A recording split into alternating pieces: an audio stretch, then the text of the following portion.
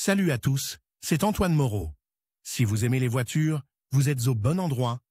Continuez à regarder cette vidéo, on passe tout de suite au sujet du jour. Nous allons résoudre le problème des sauts de la température de fonctionnement du moteur sur 2 divisions. Pour cela nous allons débrancher le connecteur du capteur de température du moteur. Appliquer du WD-40 sur les broches de l'IC pour assurer un contact fiable dans la connexion. Nous supposons que les contacts de la connexion sont oxydés. Par conséquent, le capteur ne se comporte pas correctement et ne fournit pas de données sur l'état de la température du liquide de refroidissement. Il s'agit donc d'un problème de sécurité. Pour faciliter le travail, démontons la bouteille d'air, accédons au raccord d'alimentation et appliquons du WD-40 ou une préparation similaire. Vaporisez la composition de la boîte sur les deux connexions, sur la puce et sa partie correspondante sur le capteur de température. Après avoir traité les contacts, mettez le connecteur en place jusqu'à ce qu'il s'enclenche. À titre expérimental, recouvrez le thermostat d'un morceau de feutre pour le protéger du flux d'air froid et voyez comment cela affecte la température du liquide de refroidissement. Enveloppez le thermostat et fixez la toile de jute autour de lui avec un morceau de fil de cuivre. Rétablissez une connexion sur le fil de terre du moteur en retirant la connexion et en nettoyant la borne de la saleté et de l'oxydation éventuelle. Localisez le fil en commençant par la borne moins de la batterie et en marchant le long du fil jusqu'à ce qu'il se connecte à la terre.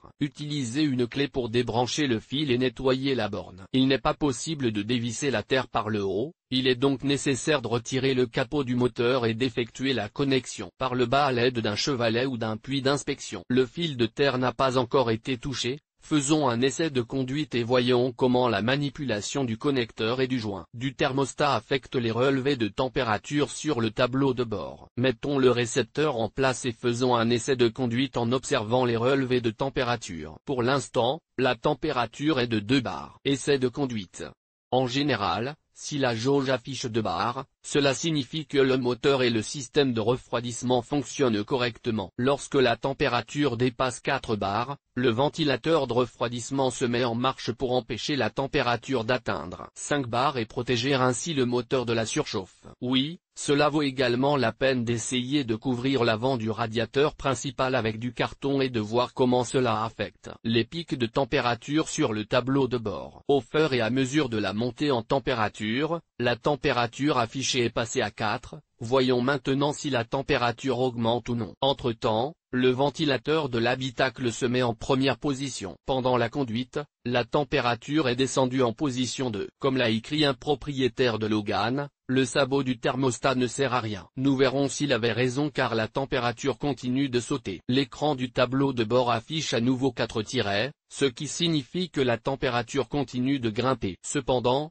elle se maintient à 4 depuis un certain temps et il fait encore plus chaud à l'intérieur. La température est retombée à 2. Je l'ai remarqué en abaissant l'accélérateur à 2 bars, en appuyant sur l'accélérateur à 4 bars. L'avantage d'isoler le thermostat avec du borax est la chaleur à l'intérieur de la voiture. En été, il faut enlever le feutre. C'est un travail d'1 minute. La température à 4 degrés reste la même. Le logiciel s'est donc adapté au nouveau thermostat et affiche désormais 4 bars en permanence. Il est clair que ce cauchemar fonctionne. Ceci conclut l'expérience.